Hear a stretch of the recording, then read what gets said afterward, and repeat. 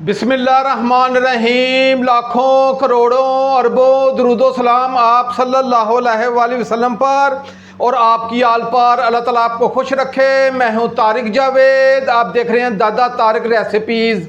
आज जो मैं आपकी रेसिपी लेकर वो बहुत ही मज़ेदार, हम अंडे का खागीना बनाएंगे। और मुझे यकीन है कि आज से पहले आपने कभी भी अंडे का खागीना नहीं बनाया होगा। बहुत मज़ेदार रेसिपी है। आपने सिर्फ एक मरतबा ये अंडे का खागीना बनाना है, घर के तमाम अफराद प्लेटें चाट जाएंगे और आपकी तारीफ भी करेंगे। सबसे अहम चीज़ है इसमें क्या चीज़ कितनी डलनी है और इसे पकाने का क्या तरीका है, कितना इसे पकाना है, ये सबसे अहम है।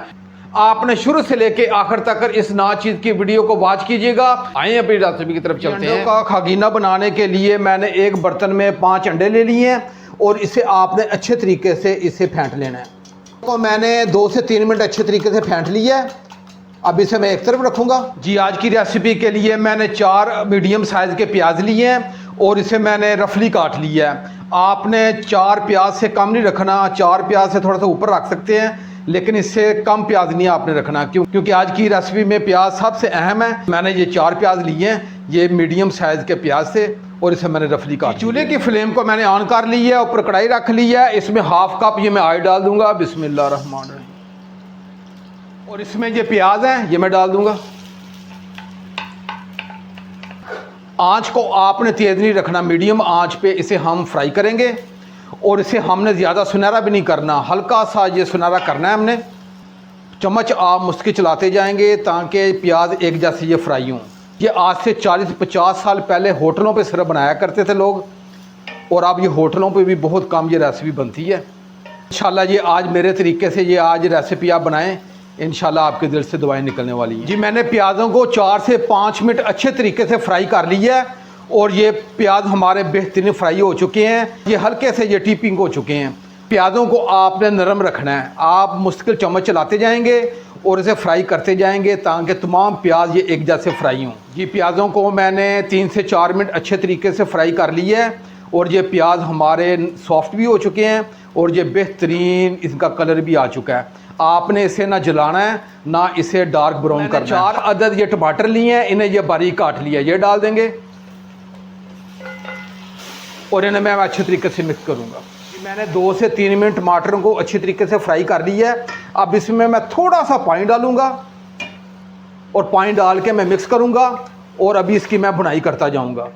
जी, मैंने 4 से 5 मिनट टमाटरों को अच्छे तरीके से फ्राई कर लिया है और ये हमारे बेहतरीन टमाटर और प्याज अच्छे तरीके से फ्राई हो चुके हैं।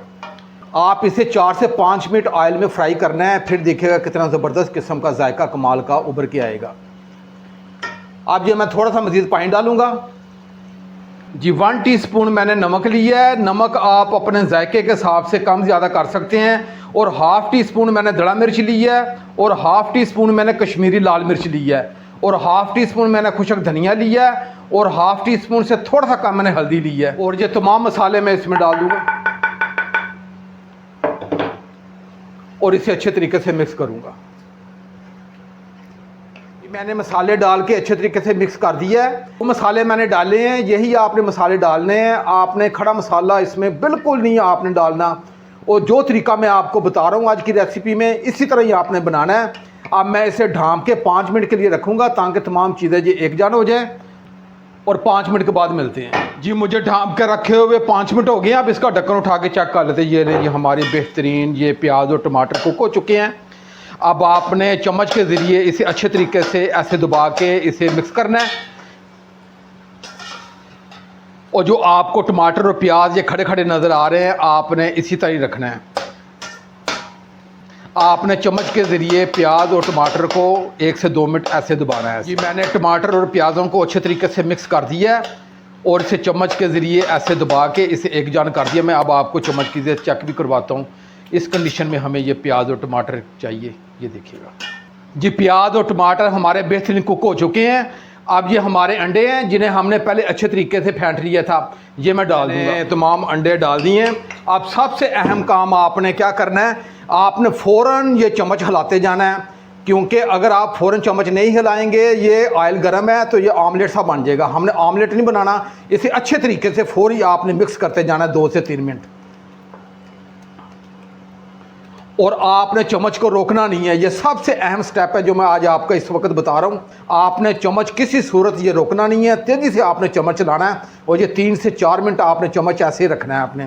और आँच को मैंने मीडियम रखा हुआ है। चम्मच हिलाते हुए अभी 2 मिनट हो गए हैं और इसका ऑयल था वो इसके अंदर जज़ब हो चुका है, लेकिन आप चम्मच हिलाते जाइएगा, आहिस्ता आहिस्ता जो इसका ऑयल है वो ऊपर आएगा, ताकि इसका दाना हमने बनाना है और वही आज की रेसिपी की जान है जी। मुझे चम्मच चलाते हुए 3 से 4 मिनट हो गए हैं और इसका बेहतरीन ये दाना बनता जा रहा है और मैं अभी 1 से 2 मिनट इसे और इसी तरह चम्मच हिलाता जाऊंगा जी। मुझे मुश्किल चम्मच हिलाते हुए कम से कम 4 मिनट हो गए हैं और इसका मुकम्मल दाना बन चुका है और इसे हमने थोड़ा सा अभी फ्राई करना है ताकि इसका ऑयल ऊपर आ जाए जी। इसका ऑयल ऊपर आ गया है और इस वक्त बहुत ही प्यारी सी खुशबू मेरे पूरे किचन में महक चुकी है और ऑयल भी इसका अलग होना शुरू हो गया है और बहुत ही प्यारी ये लुक आपको मैं करीब से भी चेक करवाता हूँ। ये देखिएगा कैसी ज़बरदस्त इसकी लुक आई है और अभी ये तैयारी के मराहल में है और जब ये मुकम्मल तैयार होगा फिर इसका जायका भी कमाल का होगा और ये आप बार बार बनाएंगे इंशाल्लाह अपने घर में जी। मैंने अच्छे तरीके से मिक्स कर दिया है और ये अंडे हैं, ये मुकम्मल दाना बना चुके हैं। अब मैं चूल्हे की फ्लेम को थोड़ा सा हल्का करूंगा और हाफ़ टी स्पून इसमें गरम मसाला ये डाल दूंगा और हाफ़ टी स्पून ये काली मिर्च है, इसे मैंने बारीक कूट लिया, ये डाल देंगे। और मैंने 3 से 4 अदद हरी मिर्चें ली हैं, इन्हें बारीक काट लिए, ये डाल देंगे। और ये थोड़ा सा धनिया है, यह हम ऊपर से डाल देंगे जी। और मैं एक मरतबा अच्छे तरीके से मिक्स कर दूंगा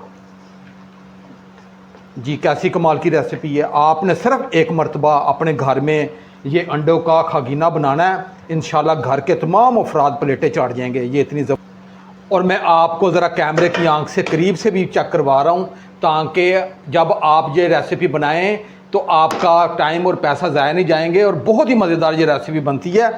अब ये मैं ढाँप के 5 मिनट के लिए रखूँगा। 5 मिनट के बाद इसकी जो रौनक है हंडिया की वो ऊपर आ जाएगी और मैं आपको प्लेट में डाल के आपको चेक भी करवाता हूँ। अब मैं चूल्हे की फ्लेम को मैंने ऑफ़ करूँगा और इसे ढाँप के रखूँगा। 5 मिनट के बाद इंशाल्लाह मिलते हैं जी। मुझे ढाँप के रखे हुए 5 मिनट हो गए हैं। अब इसका ढक्कन उठा के चेक कर लेते हैं। ये लें जी, अब इसे मैं प्लेट में डाल के आपको चेक भी कराता हूँ कि कितनी ज़बरदस्त किस्म की ये रेसिपी बनी है। और मुझे यकीन है कि आज से पहले आपने अंडों का खागीना कभी नहीं बनाया होगा। आप ये मेरे तरीके से इंशाल्लाह अंडों का खागीना बनाएं, घर के तमाम अफराद आपकी तारीफ़ करेंगे। और जो तरीका मैंने आपको बताया है इसी तरीके से आपने ये आज की रेसिपी बनानी है। ये लें जी, मैंने बिल्कुल कैमरे की आंख से करीब से मैंने अपनी रेसिपी को डिश आउट कर दिया है। अगर ये मेरी रेसिपी पसंद आए तो मेरे चैनल को ज़रूर सब्सक्राइब कर दिया करें, ये आपकी तरफ से हौसला अफजाई होती है। और साथ जो घंटी का बटन है उसे आप लाजमी प्रेस किया करें, क्योंकि मैं डेली वीडियो बनाता हूँ, मेरी डेली वीडियो आप तक पहुँचती रहे। और आप इसकी लुक देखिएगा, आपने सिर्फ एक मरतबा ये रेसिपी मेरे तरीके से बनानी है, इंशाल्लाह घर के तमाम अफराद प्लेटें चाट जाएंगे। अब अपने भाई तारिक को इजाज़त दें। आपके लिए बहुत सारी दुआएं। अल्लाह ताला आपको खुश रखे। अल्लाह हाफिज़।